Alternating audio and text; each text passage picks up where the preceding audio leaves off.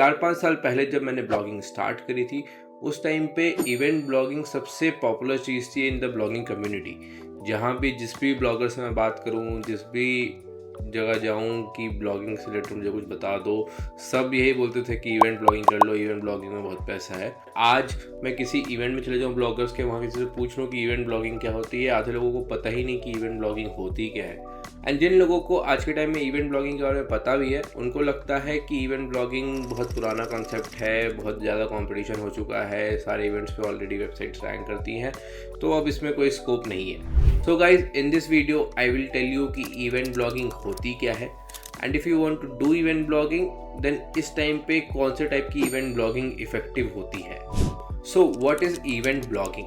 Event blogging basically इस concept को कहते हैं कि जब आप एक ब्लॉग वेबसाइट बनाते हो जो एक पर्टिकुलर इवेंट के लिए है।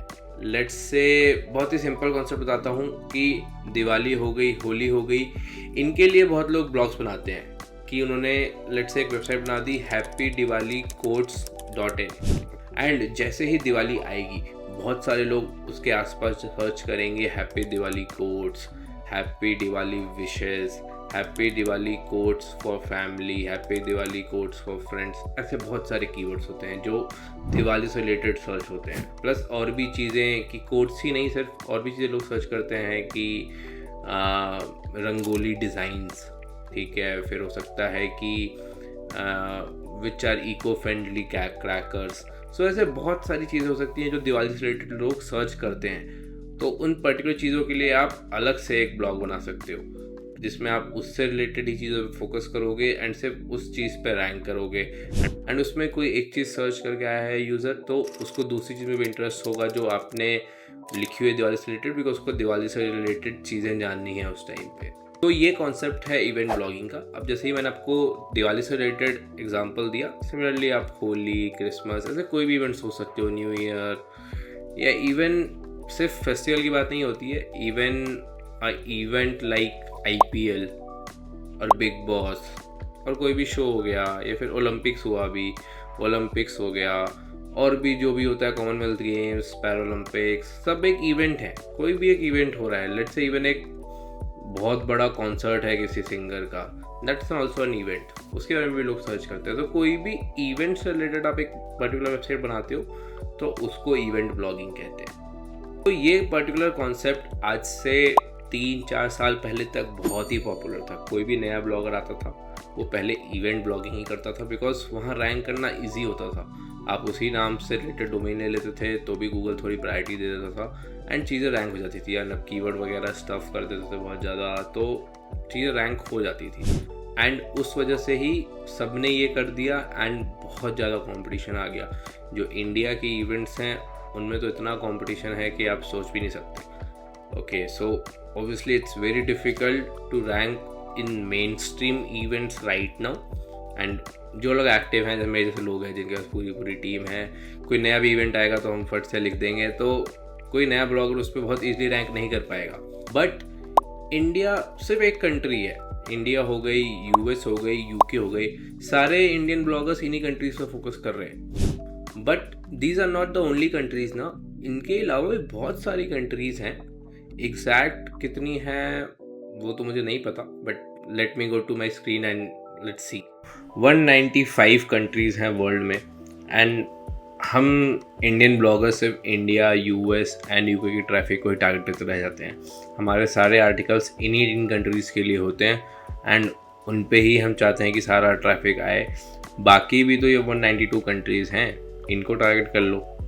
इनमें इतने सारे इवेंट्स होंगे कि आप सोच भी नहीं सकते हो। चलो मैं आपको यहीं पे किसी कंट्री का कोई इवेंट सर्च करके दिखाता हूँ। Let's see now we search most populated country starting with F करके देखते हैं। अब यहाँ पे आप देख सकते हो फिनलैंड आया।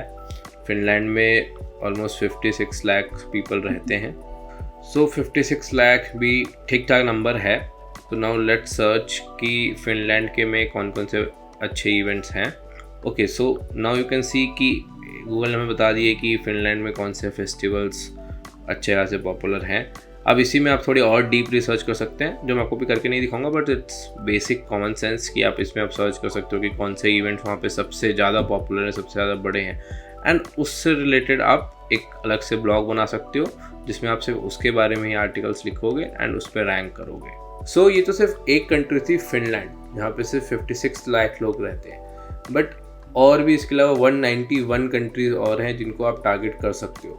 बहुत ही बड़ी कंट्रीज़ को मत करना कि चाइना, ऑस्ट्रेलिया, मतलब ऑस्ट्रेलिया में भी आप ये कर सकते हो कि कोई ऐसा इवेंट है जो बिल्कुल मेनस्ट्रीम नहीं है, थोड़ा सा लाइक कम पॉपुलर है, थोड़ी सी मतलब आपको डीप एनालिसिस तो करनी ही पड़ेगी कि उसमें कितना कंपटीशन है, कितने लोग उस इवेंट को सेलिब्रेट करते हैं, तभी आपको वो बेसिक मैथ्स तो करनी ही पड़ेगी कि कितने लोग सर्च कर रहे हैं, कितनी पॉपुलेशन उस इवेंट को सेलिब्रेट कर रही है, मतलब कितने लोग इंटरेस्टेड होंगे, उस हिसाब से उस पर वर्क करना है। अब ऐसे इवेंट को मत ले लेना जिसमें कोई लोग इंटरेस्टेड ही नहीं है, कि आपने ऐसा इवेंट उठा लिया जिसमें जिस दिन इवेंट है उस दिन भी सिर्फ 1000 लोग सर्च कर रहे हैं, कोई फ़ायदा नहीं है। एटलीस्ट लाखों में लोग होने चाहिए जो उसके लिए सर्च कर रहे हैं, तभी फ़ायदा होगा आपको कुछ, क्योंकि इवेंट ब्लॉगिंग का गेम सिर्फ हफ्ते भर का होता है। हफ्ते भर में जो ट्रैफिक आएगा और फिर आप उसको ऑप्टिमाइज़ कर सकते हो कि अगले साल भी आएगा, बट उस टाइम पे जनरली जैसे फेस्टिवल वाली चीज़ होती है उनमें वीक का ही टाइम होता है कि एक वीक में जो ट्रैफिक आ गया,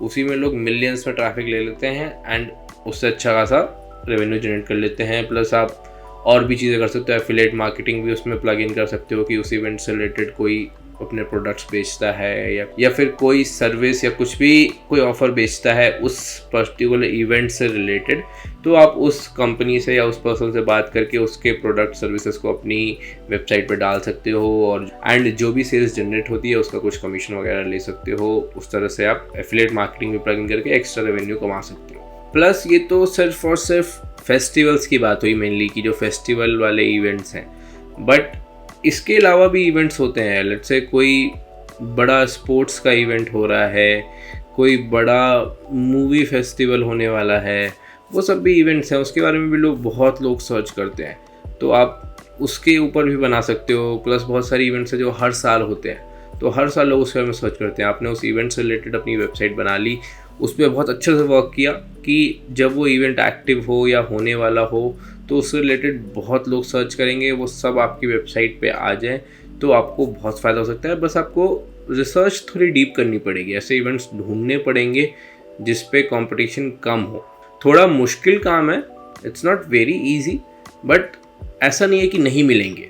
आई नो कंपटीशन धीरे धीरे ब्लॉगिंग में बढ़ रहा है, इवेंट ब्लॉगिंग में भी बहुत कंपटीशन आ गया है, बट स्टिल अपॉर्चुनिटीज़ बहुत है। एंड आज आपको ये लग रहा है कि ये कंपटीशन बढ़ गया है, बट 2-3 साल पहले भी लोगों को यही लगता था कि कंपटीशन बहुत ज़्यादा है आज। तो आप जिस भी टाइमलाइन में होंगे उसमें लोगों को यही लगता है कि आज बहुत कंपटीशन है। आज से 5 साल बाद, 10 साल बाद भी आप यही सुनोगे कि ब्लॉगिंग में बहुत कंपटीशन है, ठीक है, बट आज जितना है उससे ज़्यादा होगा तब। तो आज काम कर लो, ज़्यादा अच्छा है कि आज फ्यूचर से तो कम ही है ना, पास्ट से तो ज़्यादा है बट फ्यूचर से तो कम है।